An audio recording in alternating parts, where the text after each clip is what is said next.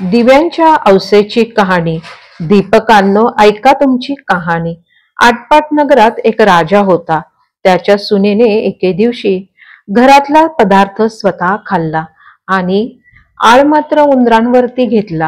आपल्यावरचा प्रमाद टाळला. उंदरांनी ठरवले की आपल्यावर उगाच आळ आला आहे, आपण सूड घ्यावा. म्हणून सर्वांनी विचार केला व रात्री तिची चोळी पाहुण्यांच्या अंथरुणात नेऊन टाकली. दुसऱ्या दिवशी हिची फजिती झाली. सासू व दिरांनी निंदा केली व तिला हकलवून दिली. हिचा रोजचा नेम असे की रोज दिवे घासून तेलवात करून स्वतः ते लावावे व खडीसाखरेच्या खड्यांनी त्यांच्या ज्योती साराव्यात. दिव्यांच्या औसेच्या दिवशी त्यास चांगला नैवेद्य दाखवावा. पण ही घरातून निघाल्यामुळे ते सारं बंद पडलं. पुढे या औसेच्या दिवशी राजा शिकारीहून येत होता. एका झाडाखाली मुक्कामास उतरला तेव्हा त्याला एक चमत्कार दिसला.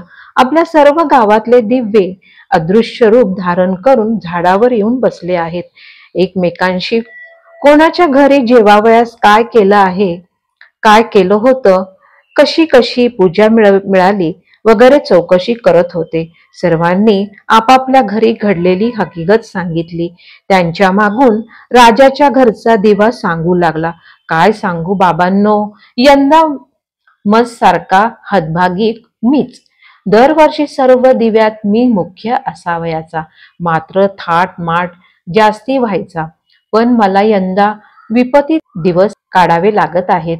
तेव्हा त्या सर्व दीपकांनी विचारलं, असं होण्याचं कारण काय? मग तो सांगू लागला, खरं तर मी या गावच्या राजाचा घरचा दिवा. त्याची सून होती. तिने एके दिवशी घरातील पदार्थ स्वतः खाल्ला आणि उंदरांवरती आळ घातला. आपल्यावरचा प्रमाद टाळला. इकडे उंदरांनी हिचा सूड घ्यावा म्हणून रात्री हिची चोळी पाहुण्यांच्या अंथरुणात नेऊन टाकली. दुसऱ्या दिवशी हिची फजिती झाली. सासू सासऱ्यांनी निंदा केली, हिला घरातून हकलवून दिली. म्हणून मला असे दिवस आले. ती दरवर्षास माझी मनोभावे पूजा करत असे. जिथं असेल तिथं ती खुशाल असो, असं म्हणून दिव्यांनी आशीर्वाद दिला. हा सारा प्रसंग राजाने ऐकला. आपल्या सुनेचा अपराध नाही अशी त्याची खात्री झाली. घरी आला. कोणी प्रत्यक्ष पाहिलं आहे काय म्हणून चौकशी झाली, तेव्हा कोणीही पाहिलं नाही असं समजलं.